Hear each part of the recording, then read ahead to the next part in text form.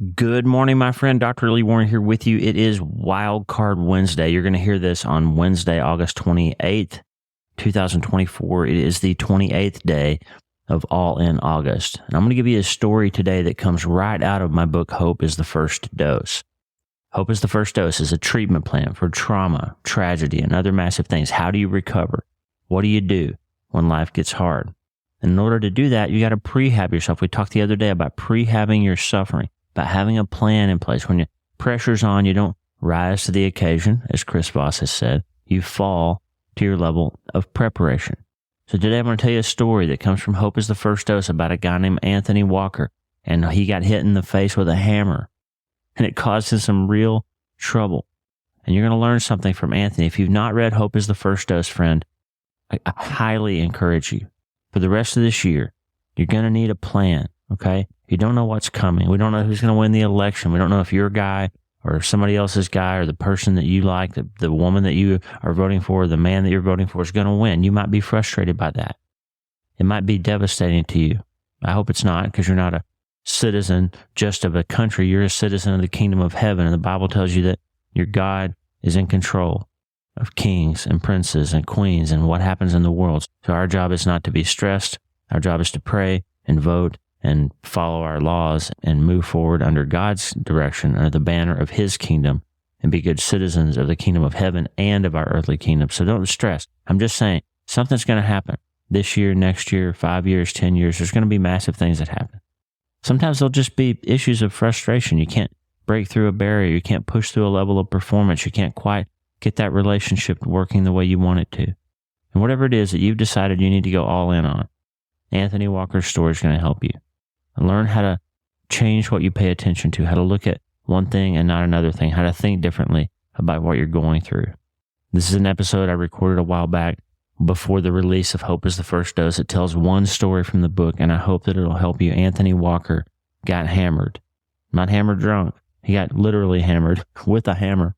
And this is a fascinating story that I learned a lot from. Don't forget to read Mark Batterson's book, All In. If you haven't done it, I promise you it'll help you. Read it for September.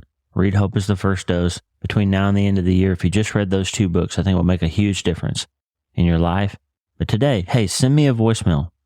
Speakpipe.com/Dr. Lee Warren. Speakpipe.com/Dr. Lee Warren. Let me hear from you before we get through All in August. Let me know. Did you make it? Did you start? Are you thinking about starting? Are you going to use September and use all these episodes to go all in September? What's your story? What's happening? Where are you listening from? We'd love to hear from you. We're praying for you. God bless you, my friend. I hope that you remember that you can't change your life until you change your mind. And one good way to do that would be to get yourself a little community, a group of people who are going all in with you. Share this episode. Leave a review, leave a rating, subscribe to the podcast, all that stuff. You can be part of this community. Join the team, but get some people to go along with you. Say, hey, Dr. Warren's teaching us how to go all in with self-brain surgery. Let's do it together. Let's get after it, friend, and let's do it today. Let's start today. Listen, I'm going to tell you one story today that comes out of Hope is the First Dose. And one story because I think it illustrates a big thing that is important in recovering from the massive things that come along in life. If you've had something big happen, and if you haven't, you will, so just file this away for later. But if you've gone through something big, then you basically come to a choice in your life. And we're going to talk about that choice in a minute.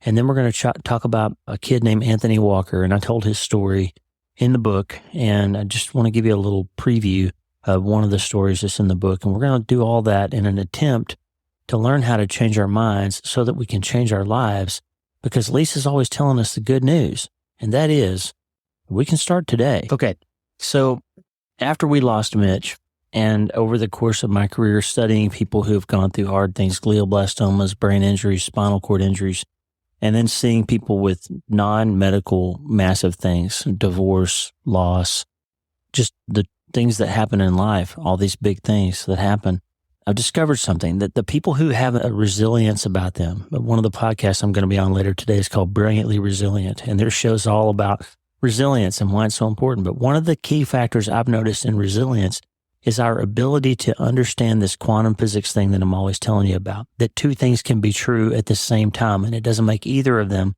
less true. And here's an example. I'll go to my grave being really sad about losing my son, Mitch. There won't come a day in my life when that doesn't make me sad. just yesterday, I was walking out of the hospital. I picked up my phone and opened my contacts as I was going to call Lisa. And somehow my thumb must have hit the wrong one. It pulled up Mitch's phone number. I've never taken him out of my contacts. And there was his picture and there was his phone number and there was the last text message he sent me. And I just started crying on my walk back to the truck. And it comes out of nowhere, right? If you've lost someone or you've lost something in your life that's real important to you, then you'll know that those kinds of things never really stop. So it's true that I'll die someday and I'll still be sad about losing my boy. But at the same time, it's also true that I have an amazing life and an incredible wife and family and grandchildren and neurosurgery practice and this podcast and all of you listening and all the readers and this just incredible life that I'm extremely grateful for. And I'm happy about that. And I've got a good life and I'm not sad. I'm not only sad. And what I noticed in looking at people who are going through hard things and what we had to decide for ourselves is this concept that both of those things can be true at the same time, that it doesn't have to be but.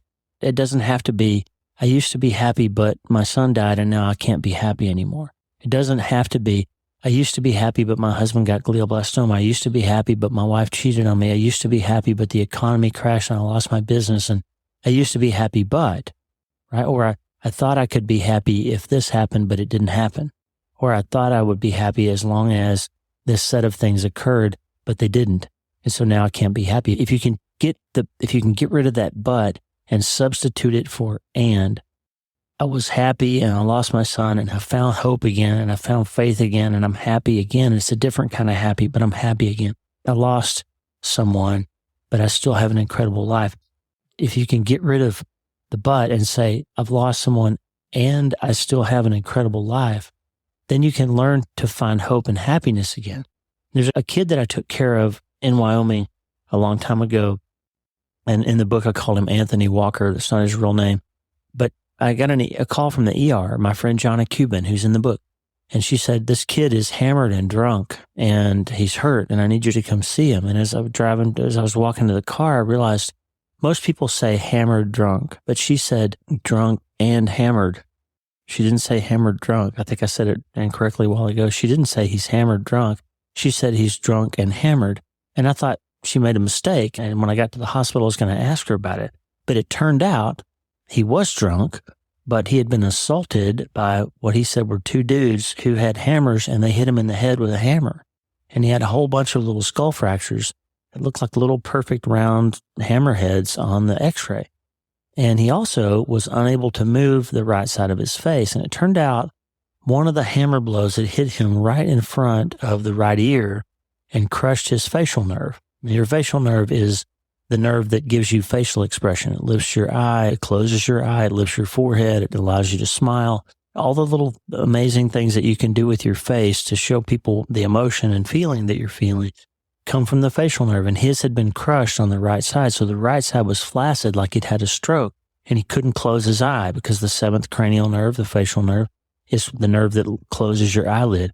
And the problem with that is, so Anthony had this injury that did not allow him to close his eye. And what happens if you can't close your eye over time is the cornea will begin to be abraded and it'll start to scar down and eventually you'll go blind if you can't close your eye. And so the metaphor that I realized is that's a pretty good thing about what happens to us after the massive thing occurs is we can't stop looking at it. We can't stop focusing on the massive thing. It becomes the only thing we can see. And I'm just here to tell you, friend, this short little episode this morning is if you don't learn how to look away from the massive thing, if you don't learn how to turn it into a but instead of an and instead of a but, if you don't learn how to close your eye and stop focusing on that one thing, over time, your heart, your mind, your eye will scar. And the last thing you'll remember seeing in your life when you thought you were still happy is that thing that you can't stop looking at. And I've seen people who went to support groups for the rest of their lives and never made any progress. I've seen people who were broken by their spouse getting glioblastoma. I've seen people who were so bitter and angry that they got cancer that even when they were cured of it, they were still wrecked emotionally and they were never secure and comfortable and safe and happy again because they realized that they were mortal. I see it all the time when people have some kind of injury and it's the first time they've ever been in the hospital and I see them 3 months later and they're depressed. because they just realized that they were humans, that they thought they would never be sick. And now they realize, hey, I'm getting older and someday I'm going to die. And I see it all the time in older people after back surgery. If they need a walker for a while and they're just so unable to accept that limitation that they refuse to use it. And then guess what happens? They fall and then they break their hip and then they really have trouble. And it becomes the beginning of the end because they can't accept the fact that something's changed or has been taken away from them. And they can't stop looking at it. And over time, it becomes the only thing they can think about. And so Anthony Walker's story, I'm not going to tell you how it turns out in the book, but that's an example of this idea that I just want to give you today, that you've got to learn to turn the massive thing into something that happened to you, but not the thing that happened to you. It has to become a thing and not the thing if you're going to be happy again. And that's the message for today. We're in season 8. I told you it's going to be 100 doses of hope. And it's been a couple of days since I played Tommy's song, I Have a Hope. And I think it's time again. I'm going to bring it back to you this morning because I want you to go out today with I have a hope. I have a future. I have a destiny that is yet prepared for me. So here's the thing, yet awaiting me. Here's the thing, friend. If you can't stop looking at the massive thing, you won't be able to see the destiny that is yet awaiting you. You won't be able to see all the other beautiful things that are still true in your life. You've got to learn how to blink your eye and close your eye and turn your vision and look on something else. Look on Jesus. Look on the author and perfecter of your faith. And he'll give you this deal, this peace, this hope, this happiness again that looks different than it used to look before TMT came along. But it's still perfect and beautiful. I'll be an old man someday. And I'll still be caught by surprise sometimes with memories of Mitch. I'm looking at a picture of him right now. I'm not trying to cry on you, but I'll never stop being sad about that. But if Mitch was the only thing I could think about, then I wouldn't be able to see Scarlett and George and Riker and Jace, my beautiful, perfect grandchildren. I wouldn't be able to see Josh and Katie and Kimber and Kaylin, my 4 perfect living children and their families and all the amazing things. I wouldn't be able to see Lisa and how much she loves me and how much she perfects me. I wouldn't be able to see Moon River Ranch and the incredible river outside my window because all I could see was that thing that was taken from me. And friend, I want you to learn how to close your eye and change what you see again and have that TMT not be the only thing that you can see. Have it turn into a thing that happened to you. Devastating, yes. Crushing, yes. Perilous, yes. But not the only thing because you still have a lot of other things to live for, my friend. And the good news is, you can change your mind about that. And you can do some self-brain surgery. And you can learn how to think differently about the massive thing. Because guess what? It probably won't be the only massive thing that happens to you in your life. So you better get ready and develop a treatment plan. And that's what Hope is the First Dose is going to do for you. I'm going to go out now and I'm going to go for a run and try to get my body in shape. And I just wanted to give you this idea. Learn how to turn the massive thing into a thing that happened, not the thing that happened. Because you can't change your life until you change your mind. And the good news is you can start today.